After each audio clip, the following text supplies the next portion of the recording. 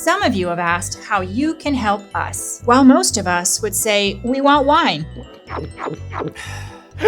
Italian Wine Podcast is a publicly funded, sponsor-driven enterprise that needs the moolah.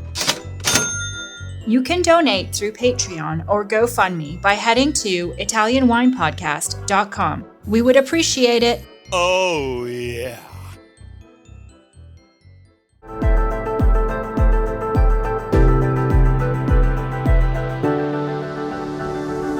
Welcome to the Italian Wine Podcast. I'm Cynthia Chaplin, and this is Voices. Every Wednesday, I will be sharing conversations with international wine industry professionals, discussing issues in diversity, equity, and inclusion through their personal experiences working in the field of wine. If you enjoy the show, please subscribe and rate our show wherever you get your pods. Hello, this is Cynthia Chaplin from Voices, and today I have the pleasure of chatting with Silvia Ghirelli. She's an expert in public relations, hospitality, and marketing in the wine industry. She works as a consultant for wine companies and as an educator, teaching hospitality and wine experience, marketing management, and enogastronomy tourism. She's currently collaborating with Tenuta Il Quinto in Tuscany, and it's a great pleasure to have her here with us at Wine to Wine today. Welcome, Silvia. Thank you very much. It's my pleasure. Thank you for the invitation. I'm really happy to be here. Yes. It's our first day at Wine to Wine and our first podcast interview for the marathon, so we're having a happy morning. And I just want to talk to Silvia a bit about what she's doing in the industry. So I know you've got degrees in tourism science and economics and communication, and originally you were working with TUI in travel. So what got you interested in wine and tourism? How did you put those two things together? My background is in tourism, but I love wine. So my passion for the product in general, for gastronomy in general. Then a summer of many years ago, I worked for a festival in Cortona in Tuscany, and the target was mainly American tourists. And I had the opportunity to design and deliver the first experiences related to food and wine. And I realized it would be an interesting niche of leisure tourism. As the panorama of cultural consumption is changing so much in the recent year, tourism moving towards a more exponential form of consumption. So I thought wine, that is an exponential product for the characteristic itself, could probably satisfy the expectation of emerging cultural demand. So later I went to New York to work for Sally Fisher Public Relations Agency, and a lot of customers of this agency were Italian wineries. And then once back in Italy, I started work for important wine companies. I was lucky enough to immediately enter Tornella and Masseto in Bulgaria. Then I was PR and hospitality manager at Petra Moretti, the cellar designed by Mario Botta, and then I worked for Antinori. And actually, during the years, my initial intuition has been confirmed. And although wine tourism can be considered a relatively recent industry, is a fast-growing and financially lucrative segment, and wine-related activities are not longer complementary experience, but they are a key element for segment of leisure tourism. I think that's so true. So much of what we do now doesn't just have to be about the wine, what's in the bottle, what's in the glass. A lot of it is about the storytelling and where we are, where the wine is from, what grapes they are, and how important they are, how native they are to their area. So I also see a connection between wine and tourism, and I think we're really seeing that grow and boom, especially now after COVID. So I hope we'll be seeing some more. But you're an ice sommelier, so am I. So you aren't working as a sommelier, and I'm just wondering how your qualification has helped you in your PR work. Wine PR is an hybrid profession, and technical knowledge is a good starting point, I think, but I believe it is willing to be flexible and to know different things. I say that we must have a technical background and know the product, but at the same time, it's important to understand communication and sales logics, how to manage information about production, and to create a project that has coherence in all those components. It's important to have an overall and comprehensive vision and know how to convey it externally in order to move the curiosity and influence the choice of the consumer. I think you're so right.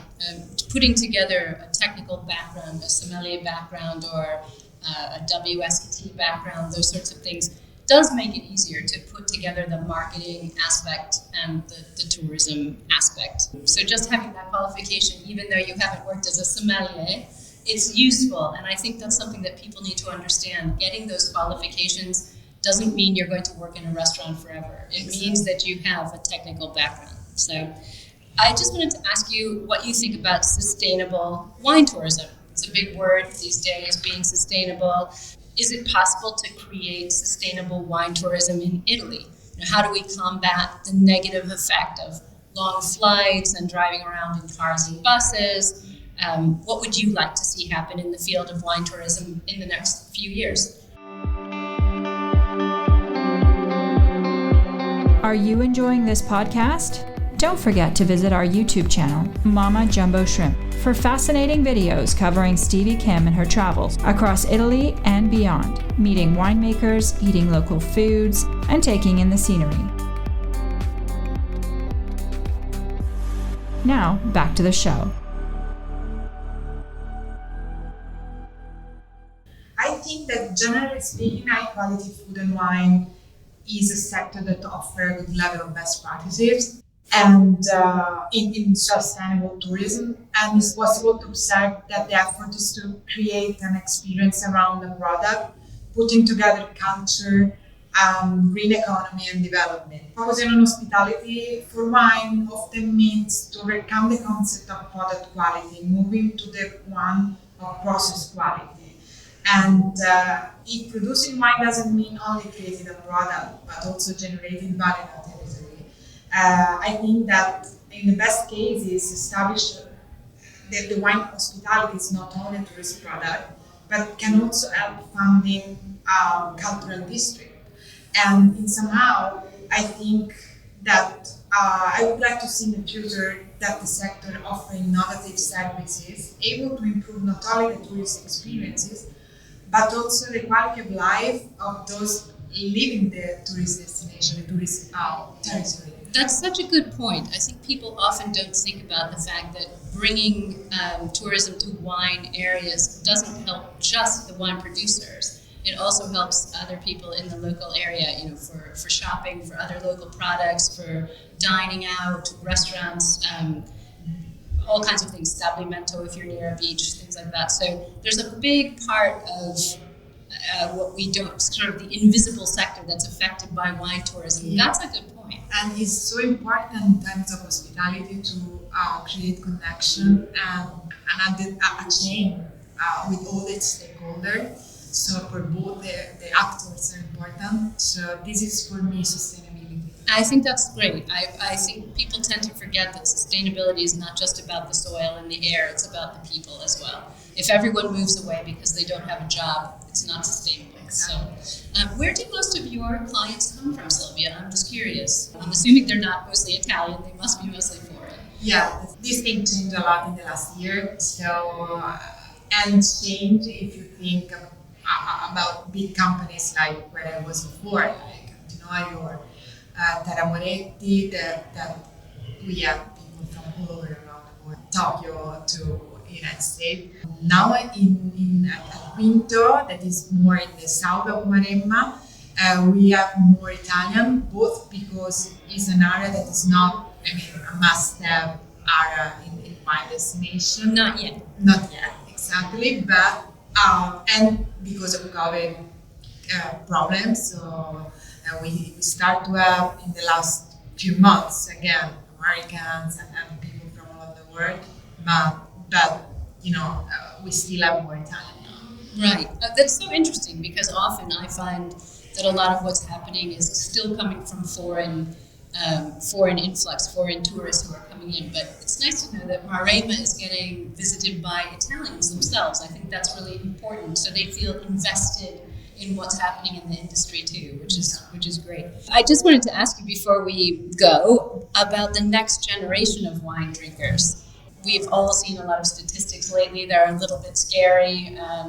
People between the ages of 20 and 30 aren't drinking wine as much as they used to do. They're not moving towards wine as they get a little older and have a little more money in their pocket. So with Gen Z and beyond, do you think they're going to respond to wine tourism and wine marketing? How do we capture the imagination of this type of a consumer? They're very different from the previous generation. In terms of their behavior, I think they are a really good, cool generation. They are open-minded, very more multicultural. They prefer to avoid labels, and they are also very interested in including how food and beverage products are created. So I think these new consumers seem to seek a cultural production that shifts its core value from certified quality and experts evaluation to provision of an intense informational and knowledge endowment. So maybe they request for more basic wine education from the industry in the attempt to make wine more approachable. A fundamental motivation behind consumption could be represented by an increasing learning process, which starts maybe with a first occasional contact that stimulates that curiosity, followed by a deeper ability to elaborate critical capacity to choose the products. And once a sufficient level of knowledge is reached, the process leads to, on one hand, a growing demand of culture and willingness to pay, and on the other hand, to an enhancement of the expectation of quality. So maybe they would love to have more options to less expensive wine tasting, more sampling in wine shop to try it before purchasing. So in this context, I think that winery hospitality, wine tourism become a great opportunity to create value around wine and create synergy between people that run the winery and guests. Can represent the way to reach reputation. The visitor we meet in the cellar express the interest to be part of a comprehensive and evolving project, and that is the right path to me to capture the imagination of those customers. That's a really good approach, I think. Do you find that they're asking for natural wines or bioorganic wines or gluten-free wines? Is that something you hear a lot about when they're coming? I think they search for immersive experience, both in their natural wine or maybe in their normal wine. They really want to be part of something, to know how we reach this resulting product. So both. I think you're right, and I think they like to spend time in the vineyard. They like to see where the grapes were growing. They really want, as you said, immersive experience. It's been such a pleasure talking to you about this. Thank you so much for coming and sharing your time. And I hope you have a great time at Wine to Wine this week. For sure. Thank you very much.